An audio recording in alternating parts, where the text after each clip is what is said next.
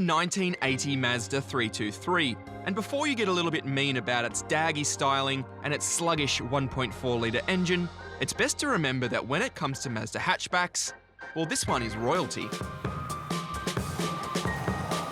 You see, in many ways, this car is Genesis for Mazda in Australia. First launched in 1977, the 323 is the hatchback that really solidified Mazda's reputation as a genuine contender with Aussie buyers.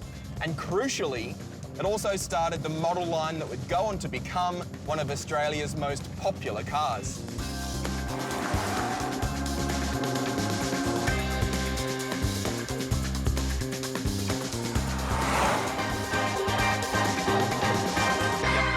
You can trace a direct line that spans more than 4 decades between that car and this modern Mazda 3, though quite a lot has changed in that time.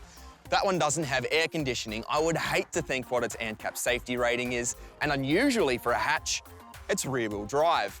By comparison, this modern Mazda 3 offers greater comfort. It's practical, it's stylish, it's bursting with safety equipment, and it has a premium cabin.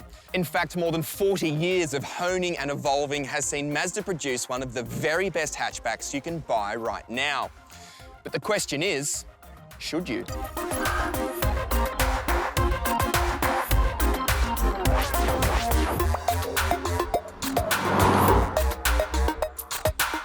The problem is, Aussie buyers are falling out of love with mainstream hatches like this one. Don't get me wrong, they're still big business, but it's nothing like the heady heights we had at the beginning of this decade when they were topping the sale sheets. Nowadays, everybody wants an SUV. And to compound the problem, this new 3 isn't doing itself any favours on paper.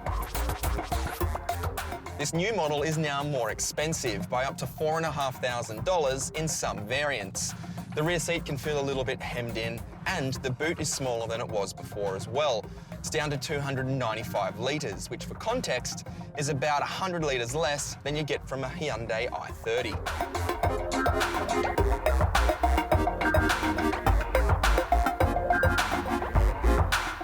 But if you're not the type of person that needs to lug around a lot of stuff a lot of the time, there's no denying that this is a very capable hatchback.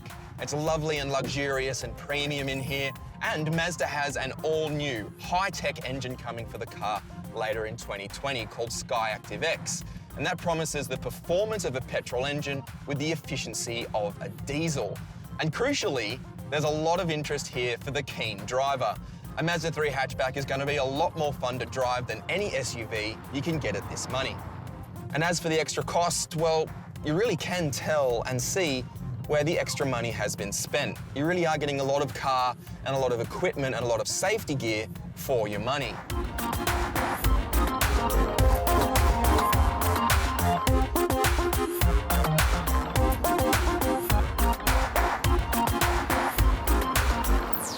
So yes, just like that lovely little orange 323 which captured the hearts and minds of Aussie buyers, this new Mazda 3 is continuing the trend. So if you're in the market for a brand new hatchback, then this one should definitely be on your shopping list.